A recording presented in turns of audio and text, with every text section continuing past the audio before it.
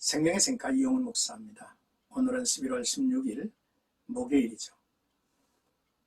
신명기서를 묵상하는데 46번째 시간입니다. 19장 1절에서 13절까지 도피성 제도죠. 모세의 두 번째 설교 중에 16장 18절에서 26장 19절은 대개 시민법과 관계된 가르침이죠. 앞장에서 종교 지도자들에 관한 규례를 언급한 모세는 이제 일반 백성들과 관계된 규례를 언급합니다. 그중 본문은 이미 수차례 언급된 바 있는 도피성 제도에 관한 규례이죠. 같은 내용을 반복하고 있지만 본문에서는 도피성 위치와 역할에 강조점을 두고 있습니다. 먼저 1절에서 3절까지는 세 성읍을 너를 위하여 구별하라는 내용이죠. 이스라엘 백성이 하나님의 주신 땅을 차지하면 요단강을 경계로 동편의 세 구역, 서편의 세 구역으로 나누어 각기 그 한가운데 있는 성읍을 따로 구별해서 도피성으로 세우라 했습니다. 후일에 하나님 여호와를 사랑하고 항상 여호와의 길로 행하여 이스라엘의 요단 서편까지 정복해서 땅이 더욱 넓어지면 요단 서편의 도피성 3개, 요단 동편의 도피성 3개를 만들도록 했습니다. 그래서 이스라엘 12지파 중에 도피성이 6개가 설치되죠. 요단강 중심으로 동쪽에는 베셀, 길랏 라못, 골란을 택하여 도피성으로 지정했고, 요단 서편에 있는 게데스, 세겜, 헤브론을 구별해서 도피성을 삼았습니다. 이 모든 도피성은 이스라엘 백성뿐 아니라 그들과 함께 사는 외국인들도 실수로 사람을 죽였을 경우 그리로 도망가서 보복을 피해 재판을 받을 때까지 피신할 수 있었습니다. 도피성을 향하는 길은 잘 닦여 있습니다. 살인자가 쉽게 도피할 수 있도록 하신 것이죠. 도피성으로 향하는 길에는 도피성이라는 표지판이 설치되어 있고요. 이스라엘 어디서든지 하루 정도면 갈 수 있는 약 30km 이내에 있었고, 그 길의 너비는 14m나 되었다고 합니다. 4절에서 10절까지는 도피성에 들어갈 수 있는 사람 누구인가 라는 내용입니다. 도피성에 들어갈 수 있는 사람은 누구든지 본래 원한이 없이 부지 중에 같은 실수로 살인한 사람들이죠. 그 당시에는 그러나 다른 해가 있으면 갑대 생명은 생명으로 라는 말씀처럼 동해 복수법이 통용되던 시대였습니다. 그래서 살인을 당한 이의 친족이 그를 죽일 수 있었죠. 이렇게 되면 실수로 사람을 죽게 한 사람 역시 억울한 죽음이 되므로 그가 도피성에 피하여 생명을 구할 수 있게 한 것입니다.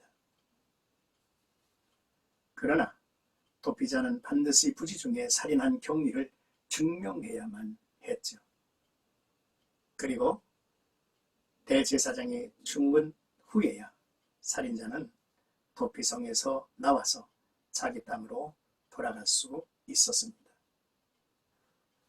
이제 11절에서 13절까지는 도피성에 들어갈 수 없는 사람은 누구인가라는 것입니다. 그러나 도피성에 도망한 자가 후에 고의로 죽인 것이 판명되면 상황이 달라지죠. 결코 그를 긍휼히 여기지 말고 그 본성업 장로들이 사람을 보내라고 했죠. 그를 거기서 잡아다가 보복자의 손에 넘겨 죽게 하는 것입니다. 이런 보복법은 여호와께서 주신 거룩한 땅에서 죄 없는 사람이 살인죄를 지고 죽는 일이 없도록 하는 것이 목적입니다. 하나님은 자비를 베풀 만한 자들에게는 한없이 사랑과 자비를 베푸시지만 일단 심판하시기로 작정하시면 한없이 두렵고 무서운 분이죠. 사랑하는 생각하시고 여러분, 고대 근동의 법은 일반적으로 통해 보수법이었습니다. 따라서 사람을 죽인 자는 마땅히 죽어야만 했죠. 그러나 전혀 고의성이 없이 부지중에 살인한 자는 극형에 처하거나 복수의 대상이 되는 것은 너무 지나친 일이었기에 무모한 피 흘림과 보복의 악순환이 계속되어 사회 질서를 혼란하게 할 우려를 방지하는 것입니다. 그러므로 도피성 제도는 인간에 대한 하나님의 자비와 긍휼을 나타낼 뿐만 아니라 마땅히 죄와 허물로 죽을 수밖에 없는 인간이 그리스도께 나아가 그로 말미암아 구원받게 될 것을 위표하는 것이죠. 그리스도의 십자가는 사악한 범죄자가 하나님의 공의와 심판을 피하는 은신처가 아니라 자신의 연약함으로 인하여 어쩔 수 없이 범한 이제 죄인이 자신의 죄를 깊이 회개하고 하나님의 자비와 용서를 구하는 속죄소가 되는 것입니다. 하지만 고의로 살인한 자는 비록 도피성을 이용하여 자신의 몸을 피했다 할지라도 생명을 부지하지 못하고 극형에 다스려졌죠. 이는 그가 하나님께 속한 생명을 임의로 파괴했기 때문입니다.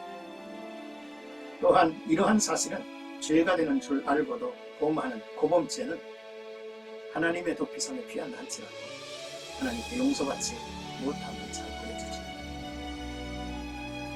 나와 여러분들이 예수 그리스도에게로 피하여 죄 사함받고 영원한 생명을 얻게 된 것에 대해서 깊은 묵상이 있었으면 좋겠습니다. 예수 그리스도는 약한 자, 병든 자, 또 허물과 죄가 많은 자, 죄인, 이 같은 연약하고 불행한 영혼이 진정한 구원의 도피성이 된다는 것입니다. 나와 여러분들의 이 하루가 하나님의 은총 속에 힘있는 하루, 복된 하루가 되시기를 주의 이름으로 축복합니다.